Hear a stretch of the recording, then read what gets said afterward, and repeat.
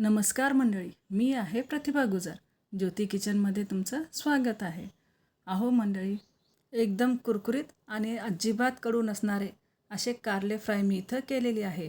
हे कारले फ्राय तुम्ही न आवडणाऱ्या व्यक्तींना पण जर खायला दिलं तर ते आवडीनं खातील. चला तर मग मंडळी, माझ्या पद्धतीनुसार आपण कारले फ्राय करूया. त्याच्यासाठी मी इथं 3 कारले घेतलेले आहे आणि हे कारले मी एकदम चिप्ससारखे कट करून, म्हणजेच एकदम पातळ पातळ कट करून आणि याच्यातले बिया मी इथं काढून टाकलेली आहे. आणि हो बरं का मंडळी, याची साल मी अजिबात छिलून इथं काढलेली नाही. आता हे सगळेच कट केलेले कारले मी इथं एका पाण्यामध्ये घालणार आहे. त्याच्यासाठी मी इथं अर्धा बाउल पाणी घेतलेली आहे आणि ह्या पाण्यामध्ये हे कट केलेले कारले सगळेच इथं घालणार आहे आणि शिवाय याच्यामध्ये अर्धा चमचा इथं मीठ घालणार आहे.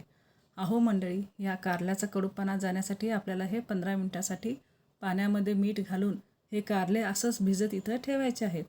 आणि आपण पाहू शकता, आता कारल्यांमध्ये मीठ सगळीकडे व्यवस्थित लागावे ह्यासाठी मी कारले पाण्यात हे व्यवस्थित इथं बुडवून ठेवलेली आहे. आता ह्या बाऊलला मी 15 मिनिटासाठी बाजूला ठेवते आणि 15 मिनिट झाल्यानंतर याच्यातलं सगळंच पाणी मी इथं काढून टाकलेले आहे. आणि हो बरं का मंडळी, आता ह्या कारल्याला मी आपले घरचेच सुके मसाले इथं लावत आहे. त्याच्यामध्ये पाव चमचा हळद, अर्धा चमचा लाल मिरची पावडर, पाव चमचा धने मसाला, अर्धा चमचा मीठ, थोडंसं अद्रक लसूण पेस्ट आणि तसंच 4 चमचे हे कॉर्नफ्लॉवर इथं घालत आहे.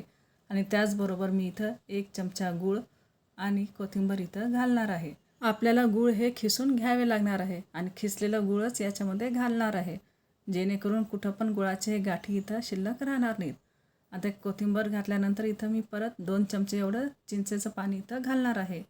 चिंचेचं पाणी आणि गूळ हे कारल्याच्या भाजीला घातल्यानंतर त्याचं कडवटपणा हे पूर्ण असं नाहीसा इथं होणार आहे.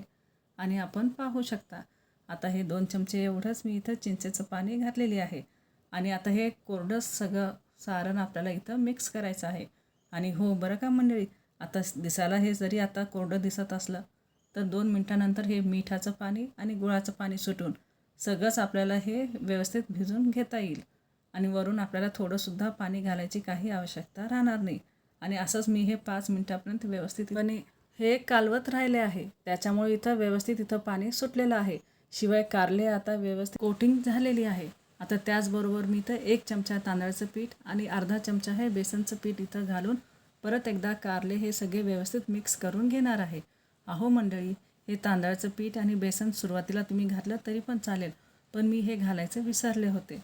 त्याच्यामुळे मी आता हे नंतर घालून परत एकदा हे कारले इथं हातानेच कालवून घेत आहे आणि व्यवस्थित हे तांदळाचं पीठ आणि बेसनचं पीठ इथं मिक्स करून घेत आहे.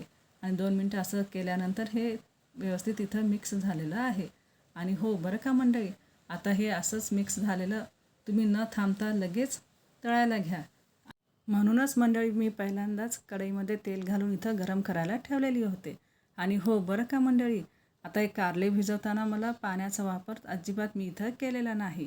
इथं मी फक्त गूळ आणि मीठ आणि जे मसाले घातले होतं त्याचंच इथं पाणी हे सुटलेलं आहे. आणि हो, थोडं चिंचेचं पाणी देखील इथं घातले होते. आता एक एक कारले करत मी सगळंच इथं सुट्टे असं तेलामध्ये घालत आहे. आपण इथं पाहू शकता. आता कारले फ्राय तळताना तुम्हाला पण असंच करायचं आहे. हे कारले एकदाच तेलात न घालता एक एक असं आपल्याला हळूच ह्या तेलामध्ये इथं सोडायचे आहेत. आणि सोडल्यानंतर 2 मिनटानंतर परत याला आपल्याला परतायचं आहे. अहो मंडळी, सोडल्या अजिबात ह्या कारल्यांना हात लावू नका. ते 2 मिनटापर्यंत व्यवस्थित तेलामध्ये सेट होऊ द्या, मग नंतरच याला फिरून घ्या. आणि हो बरं का मंडळी, आता एकदा परतणं झाल्यानंतर परत 5 मिनटं तेलामध्ये असंच ठेवून परत याला, अहो मंडळी, म्हणजेच आलटून पलटून याला व्यवस्थित इथं तळून घ्यायचं आहे. आणि जसे कुरकुरीत झाले तसं हे नितरून तेलाच्या बाहेर आपल्याला इथं काढायचे आहेत. आणि आपण पाहू शकता, आता कारल्याने कलर बदललेला आहे.